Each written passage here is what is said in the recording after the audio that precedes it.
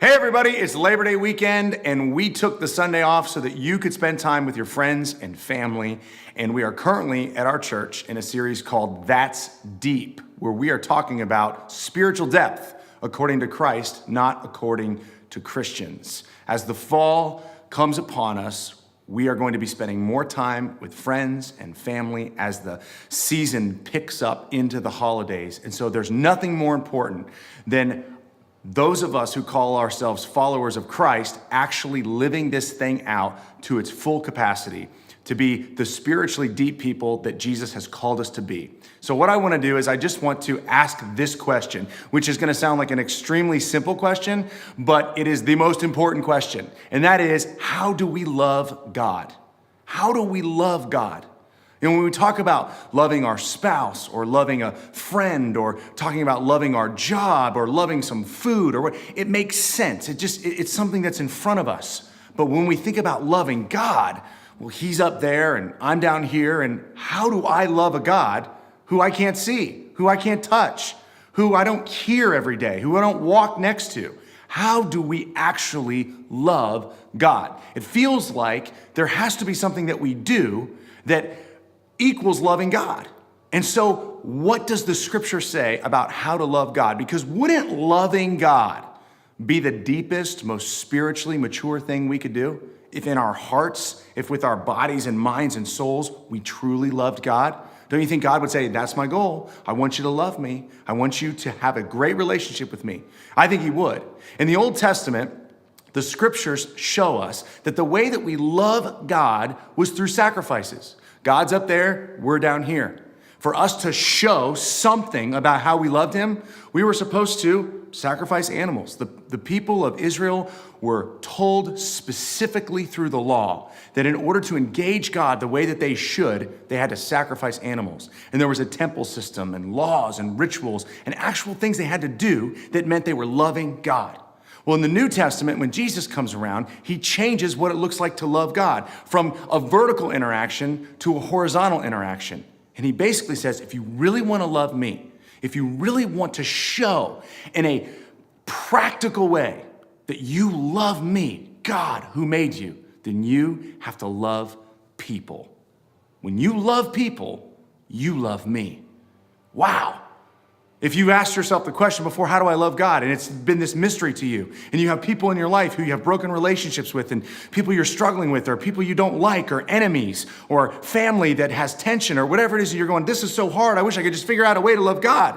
Unfortunately, God looks back at you and says, sorry, if you want to love me, you have to love them. If you want to love me, you have to love them. In the book of 1 John, we learn what it really looks like to love God, because there was a group of people who, for a bunch of different reasons, lost track of loving God. There were some teachers in their midst who were teaching them they didn't have to love people anymore. And they were teaching them that they could actually be like God and divine in a certain sense. So it meant they could do whatever they want. And that somehow got twisted and translated into not having to love people. And so John, who was one of the followers of Jesus, he was at the foot of the cross when Jesus died there. He squares this thing up by saying, "You have got to be kidding me. For you to love people is everything. You want to love God? You can't throw people out. In fact, the target for loving God is those people in your life who you are neglecting." And he does it as he goes through this passage in 1 John chapter 4. He says this, he says, we love because he first loved us. We love at all. Any love we have is because God loved us. So God showed us his love by loving humans. He became a human and he said, I'm going to love you face to face. I'm going to walk with you. I'm going to spend time with you. I became a human to show you how to love. You ever think of it that way? We wonder how to love God. And then God says, I became a man to show you how to love, because when I leave, I'll move out of the space and then I'm going to put people right in front of you and you got to love them, because that's what love is all about. If you can learn to love me, then you learn to love people the way that they loved me. So he says the only way that we learn to love is the way that he showed us love. As a human, from one human to another, he shows us this love and he goes, now do that for each other. It's amazing. We love because he first loved us. He showed us some love and then he led the way. And then it says this, whoever claims to love God but hates his brother or sister is a liar. If you say that you love God, God, I love you. I do things for you. I act like I love you. I say things and portray that I love you, but I don't love my brothers and sisters. When that person says, I love God, but they don't love people, God says, that's a lie. That is a lie, because I have made loving me loving people. John is fixing this brokenness, this easy question that we somehow mess up all the time. How do we love God? He's going, I put those people right in front of you so that you could actually love God by loving those people. He goes on, he says, for whoever does not love their brother and sister, whom they have seen, cannot love God, whom they have not seen. So if we say that we're lovers of God and then we don't love people, it's like, man, those people are in front of you. There's someone there for you to care for. There's someone there for you to be patient with. There's someone in your life for you to pour into. You can't do that to God anymore because God left and he's up there, but he's got these people around for you to love who you see every day. Look at this thing. John is saying there are people in front of you who you see. You want to love God? Love the people that you look at every single day.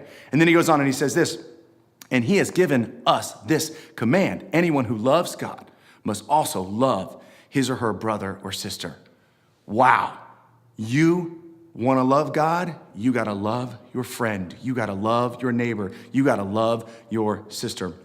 When I was in high school, my brother, who was 2 years older than me, was going to get in a fight. It was like one of those classic after-school fights over the railroad tracks by the basketball court.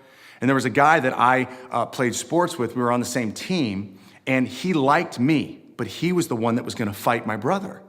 And so he came to me the last period of the day before the fight was supposed to happen. And he came and he sat down with me. He goes, hey, man, I just want you to know, like, you and me, we're cool. Dude, we're good. And in a certain way, he was basically saying, like, I love you, man, but I'm going to go beat the crap out of your brother. I love you, but I'm going to go beat the crap out of your brother. And it just hit me like, if you don't love me, like, and you say, like, or if you say you love me, but you don't love my brother, dude, you do not love me. Like, he didn't realize that when he said that to me, him saying that he loved me, but he was going to beat up my brother was the same thing as saying, I don't love you. Because he's my family. And that's what God says. God says, all of you are my kids. All of you are my kids. So if you say to me as your father, I love you, Dad, but then you go and treat one of my other kids poorly, that's not okay. If you really want to love me, love your brother, love your sister, take care of each other. You are all in my family. Don't give lip service and say you love God if you don't love the brother or the sister who is in your life and who I put in front of you. Wow. How do we love God? How do we truly love God? We love God by loving someone. We love God every day by loving someone. It's no more just Old Testament sacrifice, saying things, repeating things, reading things, giving things away. That's not good enough anymore. Now it's time to love the people around us.